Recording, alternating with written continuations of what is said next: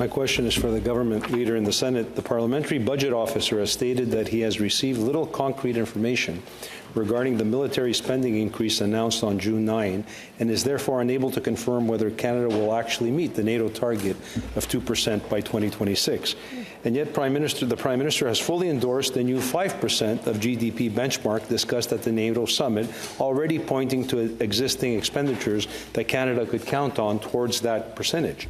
How can the Liberal government commit to such an ambitious target, estimated at $150 billion per year, when it cannot even provide the PBO with credible evidence that it will meet the 2% that it already has promised? Good question. Senator Gold. Thank you for the question.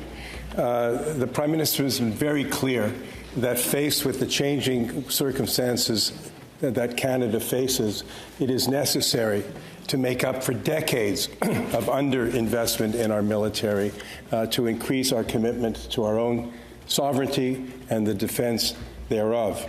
And in that regard, the Prime Minister joined other NATO allies in setting a target and a commitment to reach 5% over, I believe, the next 10 years. It's important to recall, colleagues, that a part of that amount, that percentage, that is 1.5%, will be dedicated to investments in critical defense and security-related matters, whether that's new airports, ports, telecommunication networks, and the government is committed to reaching those goals. Senator Husakos. So, Senator Gold, does this mean that the Liberal government still has no clear plan to spend the $9 billion that it has announced? And the reason why we're in this mess in the first place is that governments have been fiddling around with the numbers in order to meet targets, but not actually doing things. And can you confirm unequivocally that Canada will in fact meet the NATO target of spending 2% of GDP on defense by April 2026, even as the Prime Minister has just accepted this new 5% benchmark? Senator Gold. The government has been clear that it intends to reach that 2% target, and I don't need to add anything more to what the Prime Minister has already said. The regrettable fact is that there are many reasons for which we have fallen behind our own needs, and this government is committed to addressing those, which includes, amongst other things, the fact that year over year the Defense Department does not indeed even spend all the money that's allocated in the budgetary process. Thank you, Speaker. My question is for Senator Gold, Leader of the Government in the Senate. Senator Jonathan Moore, an Assistant Deputy Minister and Chief Financial Officer at the Department of National Defence, stated that 60% of the Canadian Coast Guard budget is already included in the military spending Canada reports to NATO. Can you tell us, since when has this been the case, and on what basis a civilian, unarmed organization can be counted on to such an extent in our defence expenditures? Senator Gold. Well, thank you for your question. The Canadian Coast Guard plays a very important role in Canada and for Canadians, analogous to roles that similar organizations play in other parts of the world. Every country is different, has different structures and different ways of which it is organized. But as we look to the future, and especially to the future of in our north, our vast borders in northern Canada, the Coast Guard will play an ever-increasing role in protecting Canadians from risk, affirming our sovereignty, and playing its part along with other players in the Canadian government family to protect and defend Canadians. Senator Wells. Thank you, Speaker. Senator Gold. If 60% of the Coast Guard's budget is already being counted, and according to Mr. Moore, only an additional portion could be added, then why did the Prime Minister present the integration of the Coast Guard as a decisive step towards reaching the 2% NATO defence spending target? Was this simply political theatre, an accounting exercise, or actual action with an asset that's not equipped for such a role? Senator Gold.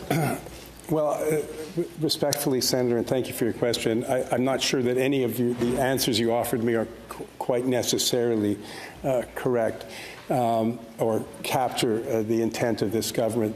This government recognizes that in too many ways our military infrastructure, whether physical or human resources, needs to change and improve to be up to the task. And this is one area where work will need to be done and will be done in that area. Senator Martin. Leader, how do you explain such a contradiction between, on one hand, the Prime Minister speaking of a strategic integration of the Coast Guard into our military capabilities, and on the other, the Vice Chief of the Defence Staff, supported by other senior officials, stating that there are absolutely no plans to integrate it into the armed forces? It seems the Prime Minister's office and the Department of National Defence can't even agree on this fundamental point. What is the truth, Leader? Senator Gold. Well, thank you for your question and for allowing me to elaborate further on your colleague's earlier question. This government is moving quickly to address the challenges that Canada is facing. This government has made very, very clear announcements that, frankly, have deviated from the way in which previous governments over many decades have operated, certainly with regard to defense. And the Prime Minister and his and cabinet members, working with the others in our military and in the Coast Guard, will work together to best chart a path whereby the Coast Guard, the military, and other important institutions in our nation can work together to strengthen our defense and protect our sovereignty. Senator Martin. Well, amid this confusion, with the Prime Minister promising a Coast Guard under defense to reach the 2% target, while Lieutenant General Kelsey insisting it will remain civilian and unarmed, Canadians have a right to know what exactly is the additional Coast Guard budget the government intends to submit to NATO. Senator Gold. The government, the Prime Minister, has just finished his meetings in NATO. Work will need to be done, and properly so, even at the expedited pace we're expecting and witnessing in this government. And I have every expectation that the budget figures will be presented in due course.